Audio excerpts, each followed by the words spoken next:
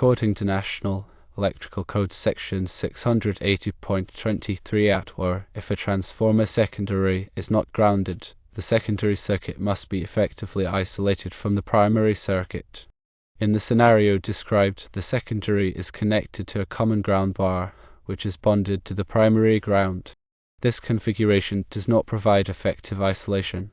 By grounding the secondary circuit to the common ground bar, a ground loop path is created. This loop can allow stray currents to flow, potentially causing noise, interference, or ground faults. If the hot wire grounds to the fixture housing, the fuse may not trip due to the presence of the ground path through the secondary circuit. This could create a shock hazard. To address these concerns, several corrective actions should be considered. Firstly, install a grounding conductor from the transformer secondary to the grounding electrode system. This will effectively isolate the secondary circuit from the primary circuit and provide proper protection. Secondly, remove the connection between the secondary circuit ground and the common ground bar. This will eliminate the ground loop path and prevent stray currents from flowing. Thirdly, consider installing a ground fault circuit interrupter (GFCI) device on the secondary circuit. This device will trip if the hot wire grounds to the fixture housing, providing additional protection against shock hazards. Verify that the fuse used for the secondary circuit is rated appropriately for the load and is capable of opening the circuit in the event of a ground fault. All secondary wiring should be properly insulated to prevent accidental grounding. The absence of a secondary ground, coupled with its connection to the common ground bar, creates a potential ground loop. This ground loop allows stray currents to circulate, potentially leading to noise, interference, or even contributing to ground faults. In a fault condition, where the hot wire comes into contact with the fixture housing, the current may not be sufficient to trip the fuse due to the alternate ground path provided by the ground loop. This presents a significant shock hazard. To rectify this situation and ensure safety and compliance, multiple steps are recommended. Firstly, establish a proper grounding connection for the transformer's secondary. This involves installing a dedicated grounding conductor that runs from the transformer secondary to the grounding electrode system.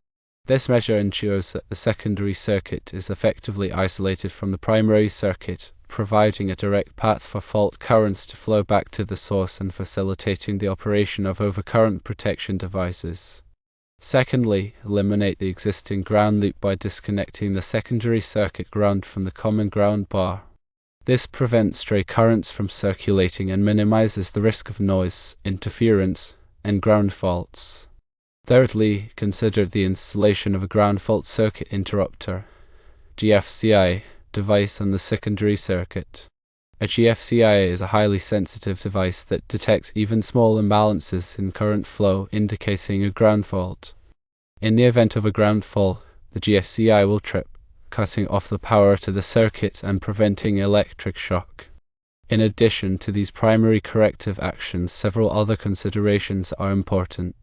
Verify that the fuse used for the secondary circuit is properly sized for the load and capable of interrupting the circuit in the event of a ground fault. All secondary wiring should be carefully inspected to ensure that it is properly insulated, preventing accidental contact with grounded surfaces. By implementing these corrective actions, the installation will be in compliance with National Electrical Code requirements and provide adequate protection against potential hazards. Grounding the secondary circuit, breaking the ground loop, installing a ground fault circuit interrupter, verifying the fuse rating, and ensuring proper insulation of the secondary wiring are all crucial steps in ensuring the safety and reliability of the electrical system. The NEC, specifically Section 680.23 at addresses requirements for transformers used near or in swimming pools, fountains, and similar locations. It stipulates that the secondary of such transformers, supplying circuits operating at 15 volts or less, must be either grounded or provided with equivalent protection. When the secondary is not grounded, it must be effectively isolated from the primary circuit. The situation described appears to violate this principle of effective isolation. By connecting the secondary to the common ground bar, which is already bonded to the primary ground, you are essentially negating the intended isolation. This creates a direct path for current to flow between the primary and secondary circuits, bypassing the safety mechanisms designed to protect against ground faults. The existence of a ground loop is a major concern. A ground loop occurs when there are multiple paths to ground, creating a loop in the grounding system. This loop can act as an antenna, picking up electromagnetic interference and introducing noise into the electrical system. More importantly, it can create a path for stray currents to flow, potentially leading to inaccurate readings, equipment malfunction, and even increased risk of electric shock. The fact that the fuse doesn't trip when the hot wire grounds to the fixture housing is a clear indication of a problem. In a properly functioning system, a ground fault should immediately cause a large current to flow, tripping the fuse or circuit breaker and disconnecting the power.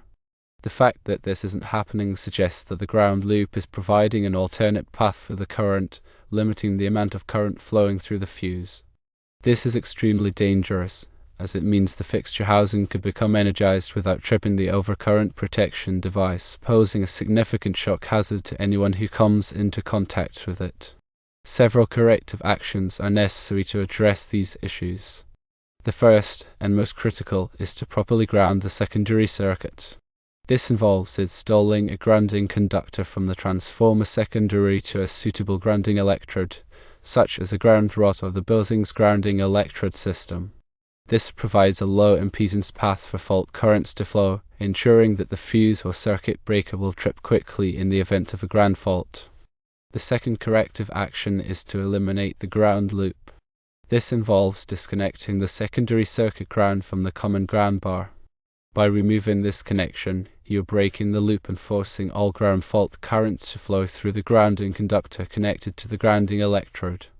In addition to these two primary corrective actions, it is highly recommended to install a ground fault circuit interrupter (GFCI) device on the secondary circuit.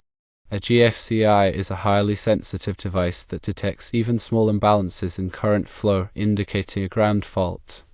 If a ground fault is detected, the GFCI will trip, cutting off the power to the circuit in a fraction of a second, preventing electric shock. GFCIs are particularly important in wet or damp locations, such as swimming pool areas, where the risk of electric shock is higher. Finally, it's important to verify that the fuse being used for the secondary circuit is properly sized for the load and that it's capable of interrupting the circuit in the event of a ground fault. Also, ensure that all secondary wiring is properly insulated to prevent accidental grounding. By implementing these corrective actions, the electrical system will be compliant with National Electrical Code requirements and provide adequate protection against potential hazards. The core issue at hand is the lack of proper isolation between the primary and secondary circuits of the transformer, as well as the presence of a ground loop. These conditions compromise the safety of the installation and increase the risk of electric shock. The NEC mandates that if the secondary of a transformer is not grounded, it must be effectively isolated from the primary circuit. In this case, connecting the secondary to the common ground bar, which is already bonded to the primary ground, defeats the purpose of isolation and creates a direct path for current to flow between the two circuits. A ground loop is formed when there are multiple paths for current to return to the source. This can happen when the secondary of the transformer is grounded at more than one point, creating a loop in the grounding system.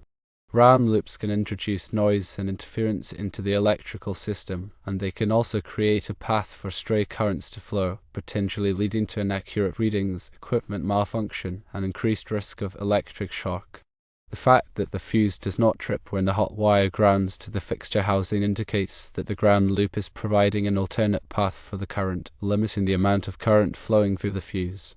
This is a dangerous situation because it means that the fixture housing could become energized without tripping the overcurrent protection device, posing a significant shock hazard.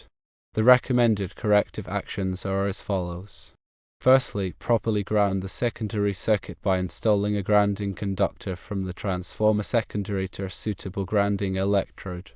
This will provide a low impedance path for fault currents to flow, ensuring that the fuse or circuit breaker will trip quickly in the event of a ground fault. Secondly, eliminate the ground loop by disconnecting the secondary circuit ground from the common ground bar. This will force all ground fault current to flow through the grounding conductor connected to the grounding electrode. Thirdly, install ground fault circuit interrupter (GFCI) device on the secondary circuit. This device will detect even small imbalances in current flow and trip the circuit if a ground fault is detected, preventing electric shock. And finally, verify that the fuse being used for the secondary circuit is properly sized for the load and that all secondary wiring is properly insulated. By implementing these corrective actions, the installation will be compliant with NEC requirements and provide adequate protection against potential hazards. Addressing the grounding and isolation issues is paramount to ensuring the safety and proper operation of the electrical system. Section 680.23 Atwa of the NEC provides specific guidance on transformers used in on-ear pools and similar installations. This section emphasizes the need for either grounding the secondary side of low-voltage transformers or ensuring effective isolation between the primary and secondary sides. The current setup violates the principle of effective isolation because the secondary is connected to the common ground bar, which is already bonded to the primary. This creates a potential path for fault currents between the two circuits, negating the safety measures intended by the NEC. One significant concern arising from this setup is the creation of a ground loop. A ground loop exists when multiple grounding paths create a loop in the electrical system. This loop can act as an antenna susceptible to electromagnetic interference, which can introduce unwanted noise into the system. Furthermore, ground loops provide a pathway for stray currents, increasing the risk of equipment malfunction, inaccurate readings, and, most importantly, electric shock hazards. The fact that the fuse isn't tripping when the hot wire makes contact with the fixture housing suggests that the ground loop is offering an alternative, unintended path for the current. This limits the current flow through the fuse, preventing it from tripping as it should during a fault condition. Consequently, the fixture housing could become energized without the overcurrent protection device activating, thereby presenting a severe shock hazard. To rectify these issues, several corrective actions must be taken. Firstly, the secondary circuit must be properly grounded. This involves establishing a dedicated grounding conductor running from the transformer secondary to a suitable grounding electrode, such as a ground rod or the building's grounding system. This grounding conductor provides a low impedance path for fault currents, ensuring that the fuse or circuit breaker trips promptly during a ground fault. Secondly, the existing ground loop must be eliminated by disconnecting the secondary circuit ground from the common ground bar. This isolates the grounding paths, forcing all fault current to flow through the grounding conductor connected to the grounding electrode. Thirdly, consider the installation of a ground fault circuit interrupter (GFCI) device on the secondary circuit. GFCIs are highly sensitive and can detect minute imbalances in current, indicating a ground fault. Upon detecting a ground fault, the GFCI will trip, cutting off power to the circuit within milliseconds, thereby preventing electric shock. GFCIs are especially crucial in wet environments where the risk of electric shock is heightened. Finally, ensure that the fuse used for the secondary circuit is correctly sized for the load and capable of interrupting the circuit during a ground fault. The integrity of wiring insulation is also critical to prevent accidental grounding. By implementing these measures, the electrical system will align with NEC standards and provide adequate safeguards against potential electrical hazards. In summary, the key issues revolve around the absence of effective isolation between the primary and secondary circuits, coupled with the presence of a ground loop, which compromises safety and increases the risk of electrical shock. By addressing these grounding and isolation concerns, the integrity and safety of the electrical system can be significantly improved.